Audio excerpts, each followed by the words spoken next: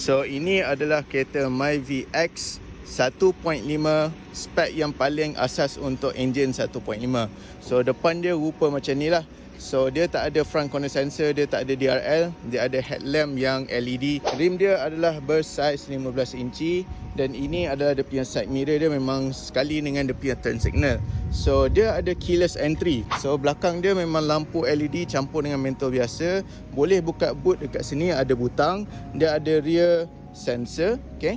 Dan dia punya tangki minyak dia adalah di sebelah kiri. So jom kita masuk ke dalam kereta, okay?